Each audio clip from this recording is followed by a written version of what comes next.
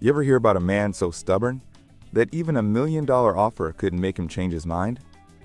Well, this story isn't about greed or pride. It's about a farmer, his land, and a horse that proved some things in life just can't be bought.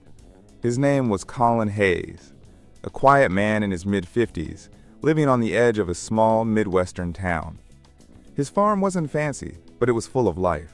Cows grazing lazily in the morning fog, chickens running across the yard, and the smell of fresh hay drifting through the air. He'd been running that farm since his father passed, and his father before him. Every wooden fence post, every patch of soil had a story. But Colin's favorite part of the farm wasn't the land. It was the horses, 7 of them, each with its own temperament and history. There was Daisy, the calm one, Rusty, the playful one, and then there was Archie, a black stallion, born and raised on that very soil. Archie wasn't just smart. He was too smart. The kind of horse that could open gates, untie ropes, and sense a stranger from a mile away. To Colin, Archie was more than an animal. He was family, loyal, fierce, and free. Then came the developers. At first, it was just a letter, neatly printed, stamped with a company logo. They wanted to discuss an opportunity to purchase his land for a major residential expansion project. Colin laughed and tossed it in the trash. But the letters kept coming. Then the calls.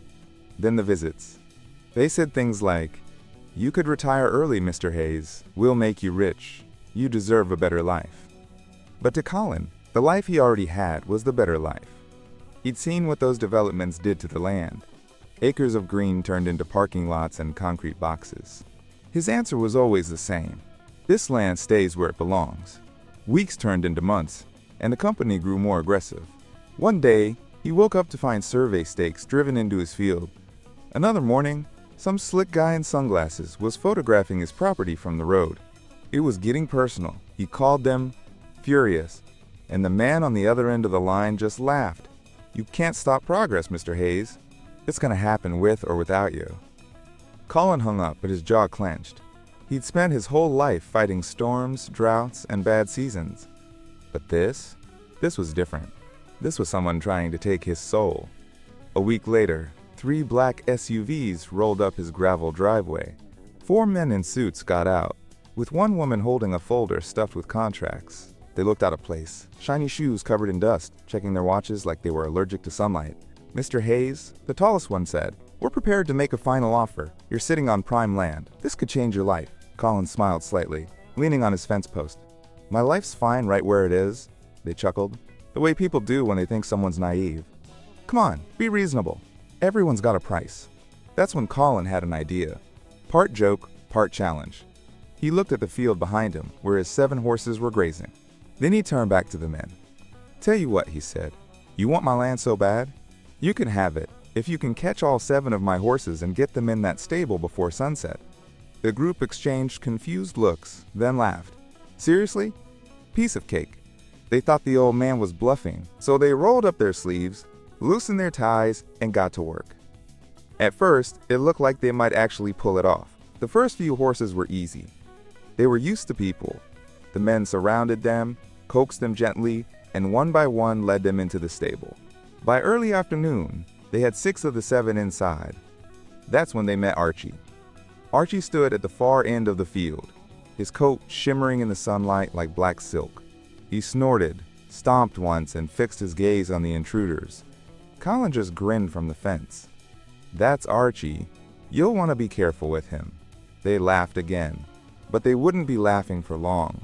The moment one of them got close, Archie bolted, not in panic, but with strategy. He darted left, then right, cutting through the tall grass like smoke. The men chased, shouting, slipping, getting covered in mud.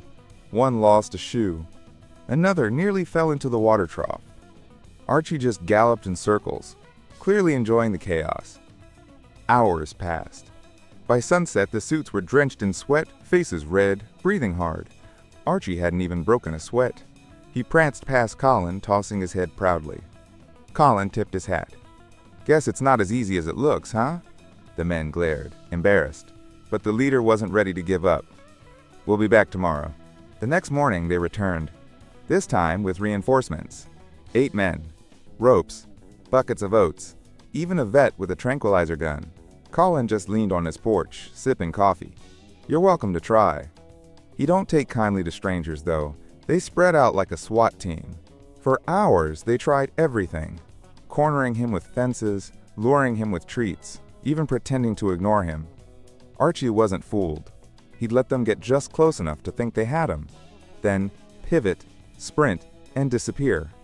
At one point, he even leaped over a low fence right between 2 of them. One guy fell backward into a pile of manure. The men cursed. Archie whinnied, almost like he was laughing. By the 3rd day, they came back again, with even more people. It didn't matter. Archie was faster, smarter, and free in a way they couldn't understand. Every failed attempt chipped away at their pride, the land developer's confidence fading under the hot sun and the smell of defeat. Finally, the company's lead man threw down his rope and said, "This is ridiculous. That horse is possessed." Colin walked over, calm as ever, and patted Archie's neck. "No, sir. He just don't answer to money." There was silence. Then, finally, the man sighed. "You win, old man. We're done here." They packed up and drove away, their shiny SUVs kicking up clouds of dust. Colin stood there, watching them go, Archie standing proud beside him. That night, as the sun set over the fields, Colin sat by the fence and watched Archie graze. His farm was safe, his land untouched, all because of a deal made in good faith and a horse that refused to bow to strangers. One of Colin's neighbors stopped by that evening and asked, "You think Archie really understood what was happening?" Colin smiled, eyes fixed on the horizon. Maybe he didn't know the details, but he knew what was his, and he wasn't about to let anyone take it. He looked around at his fields, the barns, the trees he'd planted decades ago. You see, some folks work for money, and some work for meaning. And when you've got both, when your land, your animals, your life all come from the same heartbeat, there ain't a price high enough to sell it. And that's how one farmer with one loyal horse beat $1 million company. Not with lawyers, not with money, but with heart, patience, and a little bit of country wisdom. Because in the end, you can't buy loyalty. You can only earn it. If you enjoyed this story, don't forget to subscribe for more incredible real-life job stories only on Insane Job Jams.